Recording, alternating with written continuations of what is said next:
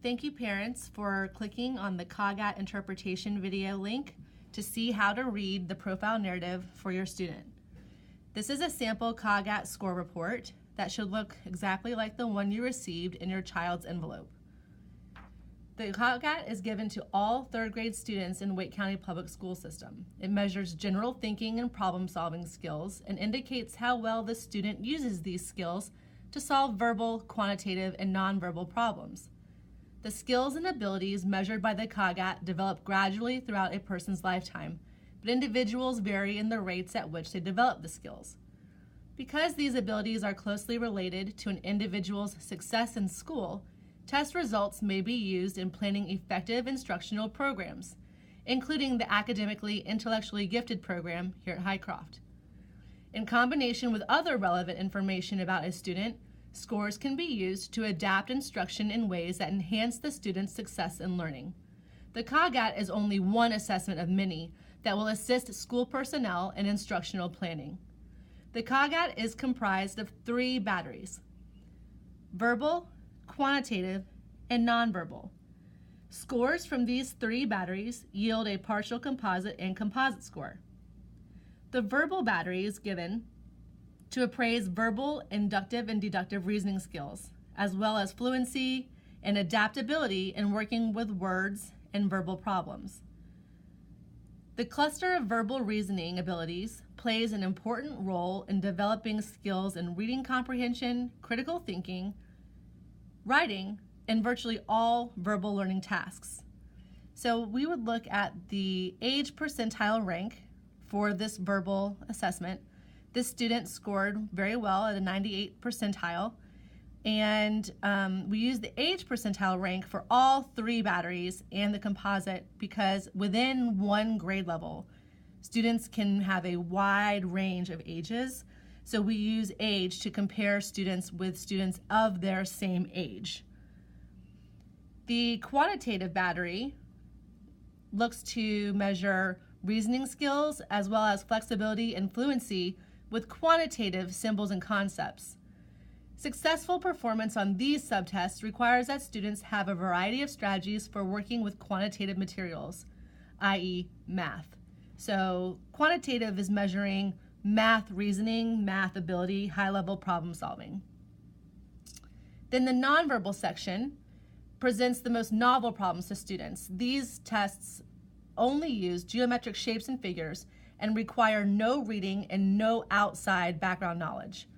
All of these items appraise general inductive reasoning skills as well as flexibility and fluency in using and adapting cognitive strategies. The nonverbal assessment is not used for academic or intellectually gifted identification. It is used in combination with verbal or combination with quantitative only. Then you have the full composite, which is a combination of all 3 subtest batteries and just indicates the overall variety and strength of the student's cognitive resources for learning. Down here in this section of the report, you can see how many items were in each test, how many your student attempted, and of the attempted, how many did they get correct.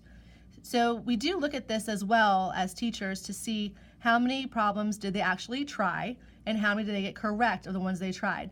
You can see here that this student for quantitative only tried 36 of the problems and got 34 of them correct, which could indicate that this score up here is not truly reflective of their abilities.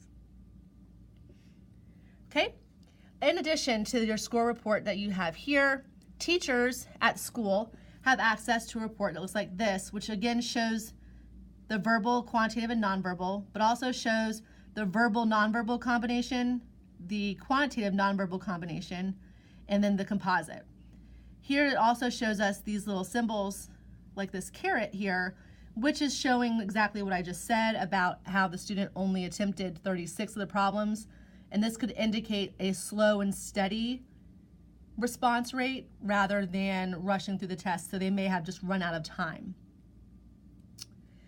In your student's envelope, if you are a 3rd grade parent, you also receive a letter like this that is the parent explanation by Wake County about the CogAT, showing each of the verbal batteries as well as the information about where you found this video.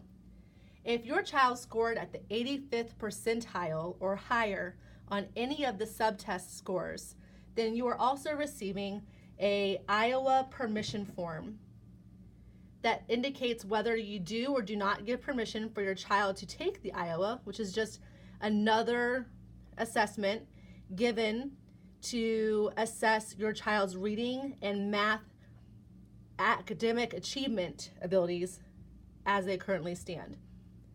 This is another step in the academically, intellectually gifted identification process. So you need to check which one you're going to give permission, do not give permission. Please sign and return by Friday, December 1st in this case.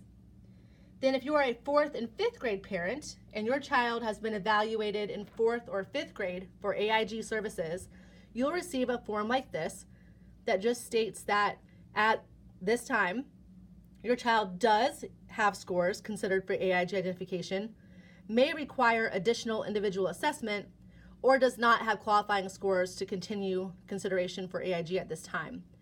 The School-Based Committee for Gifted Education still needs to meet about the 4th and 5th grade AIG fall identifications, and you'll be notified of those results prior to our break in December. Thank you everyone for tuning in. If you have any questions about your child's CogAT, Iowa, or academically intellectually gifted testing, please email Mrs. Walters or Ms. Steinbrenner. Thank you.